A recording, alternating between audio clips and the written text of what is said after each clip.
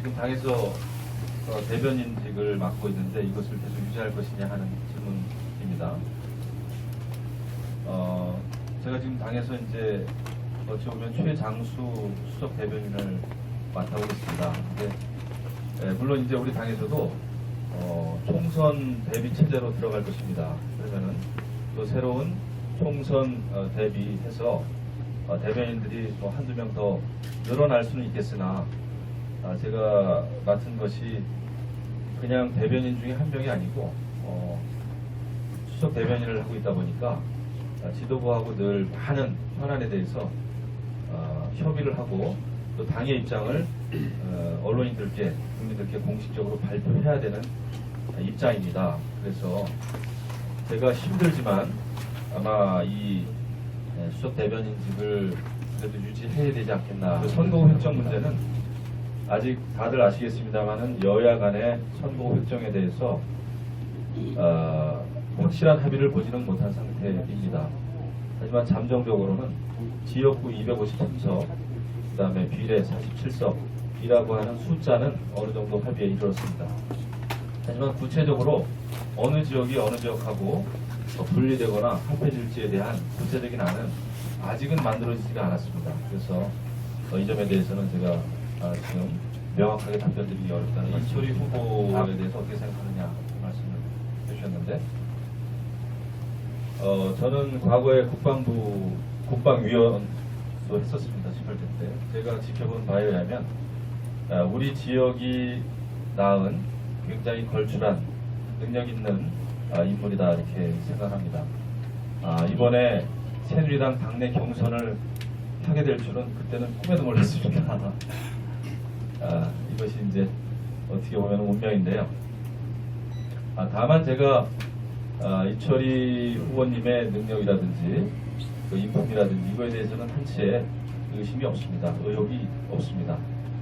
다만 당내 경선입니다. 새누리당 경선이기 때문에 그분이 가지고 있는 어떤 당과 관련해서 또 우리 당의 정책적인 이 철학과 관련해서 어떤 생각을 가지고 계신가 라는 부분에 대해서는 의구심은 있습니다.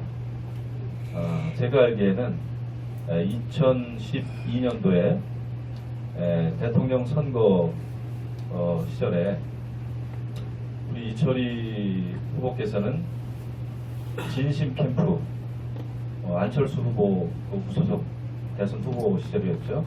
그 진심 캠프에서 국정 자문단에서 굉장히 중요한 역할을 하신 걸로 알고 있습니다. 그런데 이번에 갑자기 지난해 12월에 입당을 하셔서 새누리당 총선 예비 후보 등록까지 이제 하시게 됐습니다. 그래서 그것은 어떻게 설명을 하셔야 되는지 이 부분에 대해서는 명확한 입장 표명이 있는 것이 우리 당을 위해서 오랫동안 역할을 해오신 우리 당원들에게 대한 최소한의 도리가 아닌가 이런 생각을 하고 있습니다. 함께 뭐 있나라는 부분에 대해서는 제가 이제 의정 보고서의 내용을 담아서 그것도 다 일일이 배포는 못했습니다만은 제한된 범위 내에서 배포는 해드렸습니다. 오늘 좀 말씀드렸습니다만은 고속도로라든지 여러 가지 산업단지 조성할 때 물량 확정 받을 때 역할을 한 일들, 그 다음에 어제 이제 공청회에서 발표가 있었습니다만은 제3차 국가철도망 계획 구축 안에 7호선 포천선이죠. 도봉에서 포천선 연장하는 거 이런 거는 우리 그 유의로 지금은 기재부 장관이신데 국토부 장관 시절에 제가 여러 차례 만나 뵙고 또 세종시까지 달려가서 노력을 많이 했는데 제가 기여한 바가 있다고 생각합니다. 물론 모든 정책이라고 하는 것이 국회의원 혼자 하는 것은 분명히 아닙니다. 우리 포천시의 시청 공직자 여러분들께서 많은 뒷받침이 있었고 또 우리 포천 시민들이 서명운동도 열심히 하신 걸로 제가 알고 있습니다. 그런 거에 힘입어서 제가 힘을 보탰다 이런 말씀을 드립니다. 못한 게 뭐 있냐? 못한 거 많이 있습니다. 제 입장에서는 8년이라고 하면 짧지 않은 시간입니다.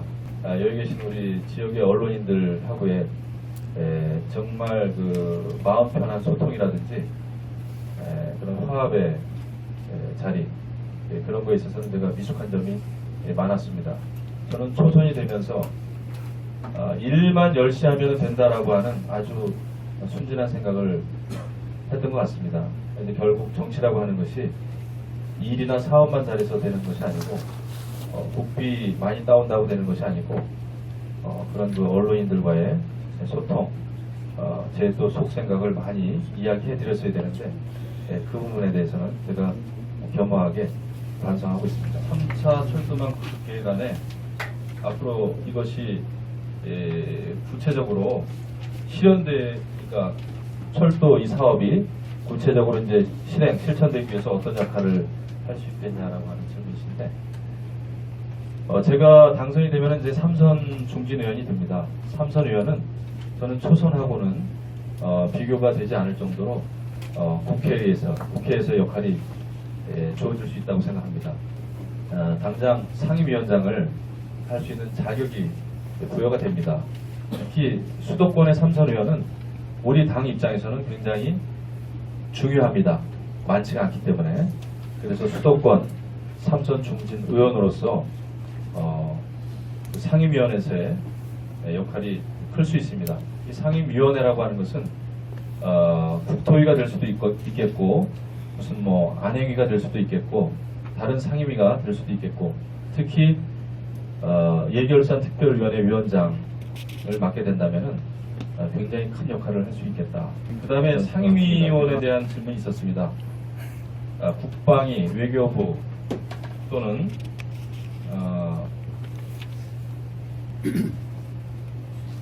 농수산이라든지 뭐 이렇게 우리 지역과 관련된 상임위 가는 게 좋지 않겠냐 이런 말씀이십니다. 그 의견 또 오르신 지적이시고요. 제가 초선 때는 국방위를 했었고 또 그 이후에는 외통위를 지금 오랫동안 해오고 있습니다. 근데 상임위라고 하는 것은 그렇습니다. 상임위원이 된다고 해서 그 역할이 비교가 안 될 정도로 커지고 작아지고 라기보다는 일단은 그 의원의 의지가 중요합니다. 예를 들면 제가 국토위가 아니었습니다만은 재선 수석 대변인이라고 하는 이런 또 당직을 맡았기 때문에 이번에 어제 그 철도망 계획 구축안에 좋은 그 소식이 있었지 않았나 이런 생각을 합니다. 그리고 과거에 보면은 이것은 뭐 잘 또 제가 조심스럽게 말씀을 드려야 됩니다만은 국방위원이라고 해서 이 국방과 관련된 군시설과 관련된 민원을 쉽게 해결할 수 있느냐, 저는 의구심이 있다고 봅니다. 많은 또 군 출신 또 국방위원님들은 오히려 또 너무 또 한쪽 이익만 대변하지 않느냐라는 그런 지적의 목소리도 있습니다. 그러니까 이제 그쪽 출신이면은 그쪽 민원을 많이 들어주게 되는 것이 사람들의 인지상정입니다. 저는 오히려 민간 부분을 위해서 일을 해야 될 사람이기 때문에 저는 아무 거리낌 없이 국방부에 큰 소리 칠 수 있습니다. 하지만 그쪽과 오랫동안 관계가 되었거나 하면은 그렇게 하기가 쉽지 않습니다. 솔직히 오히려 안보 위주의 발언을 많이 하게 되는 것이죠. 그래서 우리가 밖에서 생각하는 거하고는 오히려 좀 반대인 경우도 꽤 있다. 다 그렇다는 건 절대 아닙니다. 하지만 그렇습니다. 그리고 특히 제가 지금 외통위에 있기 때문에 국방 쪽 관련된 우리 군과 관련된 얘기는 제가 굉장히 목소리를 높일 수 있다. 그리고 또 지금 외통위에 있기 때문에 좋은 점은 제가 지난번에도 그 리포트 주한미 대사도 만났습니다. 그래서 우리 미군 사격장 관련된 얘기도 했고 또 그 상황에 대한 그 상황 설명서죠. 이것도 제가 전달을 했고 또 리포트 대사는 이것을 외교 채널을 통해서 한미 간에 협조하겠다라고 하는 그 이야기도 했습니다. 그리고 미군 사격장 같은 경우에는 우리 국방부의 문제가 아닙니다. 관계가 없진 않지만 이것은 사실은 미군 사격장입니다. 그래서 미군 사격장 내에 여러 가지 시설물을 옮긴다든지 재배치한다든지 이것은 미국이 하는 일입니다. 그래서 소파 합동위원회를 거치지 않으면 단 하나의 문제도 해결되지 않습니다. 교부세 지난 8년 동안 얼마 받아왔나? 저 솔직히 계산해 본 적 없습니다. 의정보고는 제가 몇 차례 보고서는 나눠드리고 했습니다만 이것은 아마 지금 우리 보좌관들도 딱히 액수를 기억하기는 좀 어려울 것 같은데요. 특별교부세라고 하는 것은 덩어리가 크진 않습니다. 저는 사실 제가 온 전력 투구를 했던 것은 구리포천간 민자고속도로 1조 1,900억 원이라고 하는 이 국비가 투여되는 이 보상비, 토지 보상비 이것이 워낙 덩어리가 컸기 때문에 그것이 늦어지면 안 되지 않습니까? 그러면 모든 사업 자체가 물 건너가는 것이어서 여기에 전력 투구를 사실은 먼저 여론조사와 관련해서 이야기가 있었고 공천을 어떻게 확신하느냐 이렇게 말씀드려야 되겠네요. 여론조사는 굉장히 중요합니다. 하지만 또 여론조사가 어떤 식으로 어떤 절차를 거쳐서 어떤 문항으로 그 질문지 문항이 있지 않습니까? 문항이라고 하는 것은 또 결과에 상당한 영향을 줍니다. 그래서 그것은 다소 차이가 있을 수 있다라는 저는 기본 생각은 좀 가지고 있고요.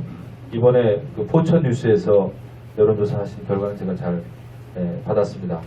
뭐 어떠한 방법과 절차를 거쳐서 여론조사가 진행됐든 어쨌거나 또 그렇게 나온 결과에 대해서는 제가 그것도 또 인정을 하지 않을 수 없는 부분입니다. 공천확신이고요.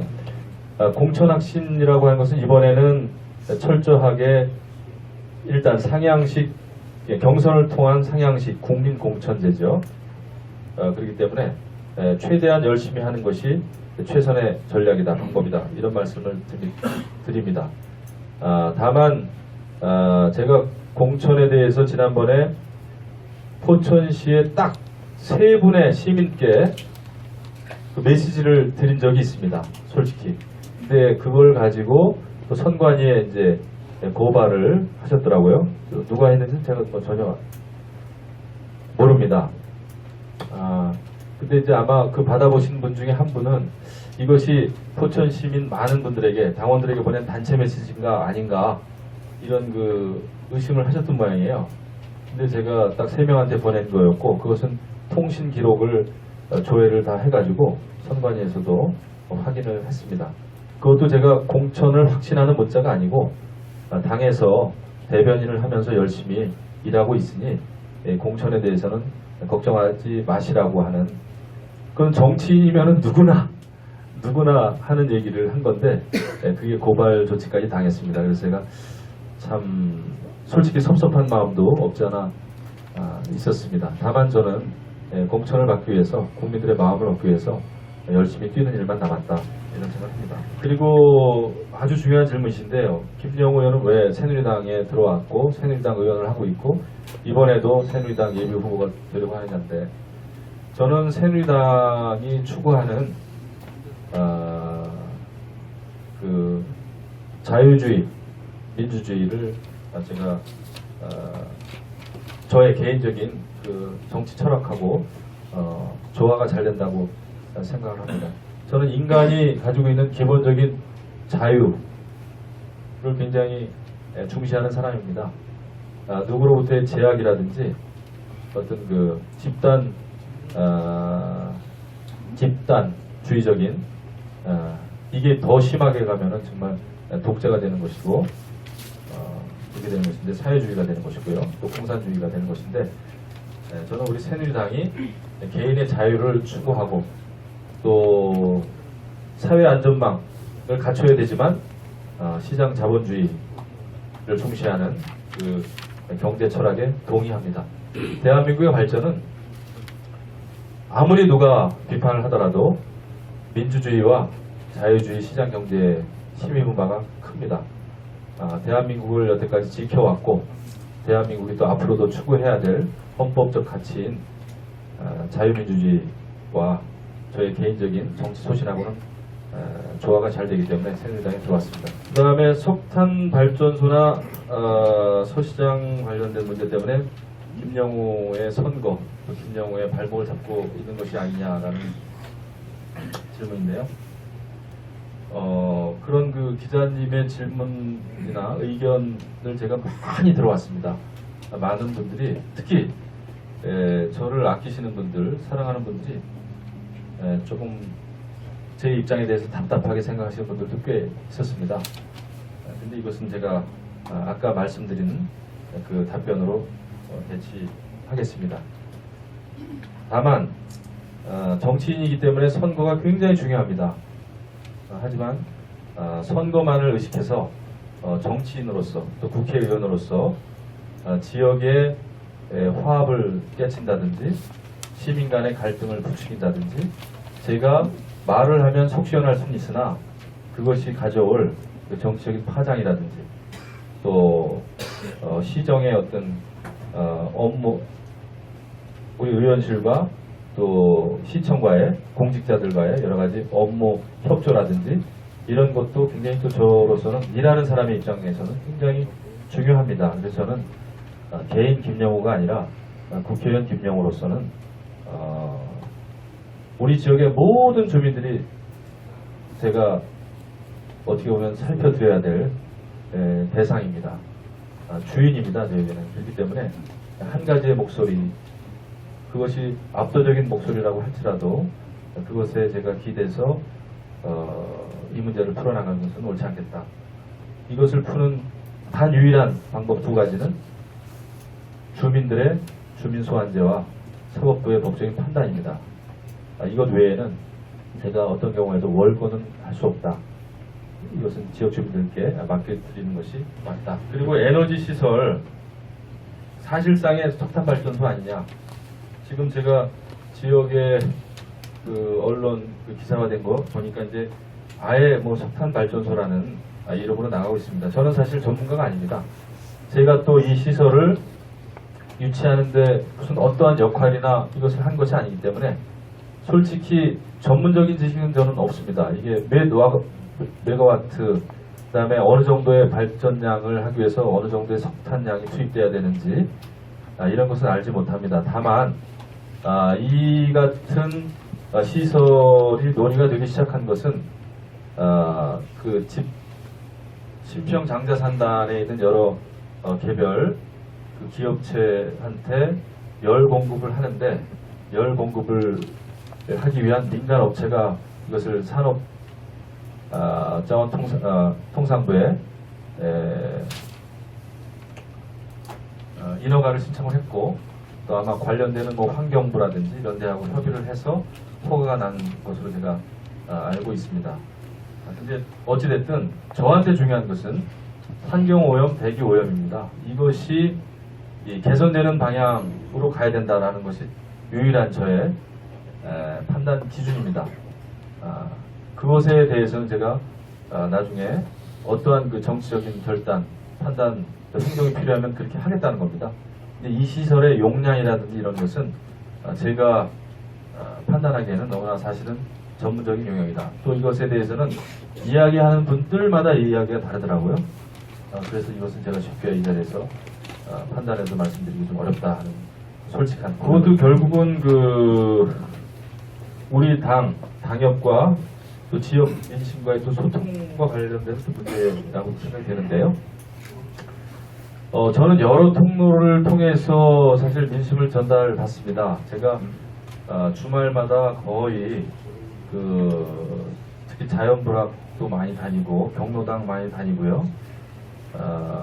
이렇게 다니고 있습니다. 또 알게 모르게 학부모들 많이 만나고 뭐 기관장들은 또 물론이고요. 여러 이제 우리 시민들을 만나는데 당 내부의 당직자들로부터 들려오는 또 목소리도 있고 또 그런 것도 가장 민심도 있습니다. 그래서 저에게는 전달이 안 되는 것은 아닙니다. 하지만 제가 한 일이라든지 아니면 보다 더 이렇게 조직적으로 보다 더 폭넓게 그리고 또 보다 더 심도 있게 소통하는 것은 앞으로 더 제가 노력해야 될 일이구나라는 것을 제가 많이 느끼고 있습니다. 이게 또 매니페스토와 관련된 사항이기도 한데요. 제가 그 공약사항을 뭐 다 말씀드리기도 어렵고 하지만은 얼마 전에 시민사회단체에서도 그 매니페스토 관련해 가지고 발표한 적이 있습니다. 모든 의원들의 지역구 공약사항 준수 결과. 예, 제가 상당히 높게 나온 걸로 알고 있습니다. 60에서 70% 차인가요? 뭐 제가 기억하기로는 74%입니까? 예, 제가 기억은 못하고 있는데 뭐 상대적으로 다른 의원들하고 비교해서 좀 높게 나온 걸로. 이 서두른 이유는 사실 선거구 획정이 예상보다 늦어지는 것 때문에 제가 더 이상 기다릴 수가 없겠다. 그리고 예비후보 등록을 안 하면은 노골적으로 지지 호소를 어디 가서 할 수가 없습니다. 그래서 저도 아무리 제가 현역이라도 지역 주민들께 제가 하고 싶은 일을 더 속 시원히 말씀드려야 되고 간절하게 마음을 담아서 호소하기 위해서는 예비후보 등록하는 게 맞다. 지금은 현역이라고 해서 뭐 특별히 점잖게 무슨 선거운동하는 이런 때는 아니다. 이렇게 끝으로 오늘 이렇게 자리해 주신 많은 분들께 감사드립니다. 또 저를 위해서 이 자리 함께 해주신 우리 이부장 선생님과 우리 또 홍창기 또 김정환 고모님 감사드리고요. 또 이렇게 우리 언론인들께서 질문 준비도 많이 해주시고 또 장시간 취재하시느라고 고생 너무 많으셨다는 말씀드립니다. 오늘 저의 출마의 기자회견을 마치도록 하겠습니다. 감사합니다.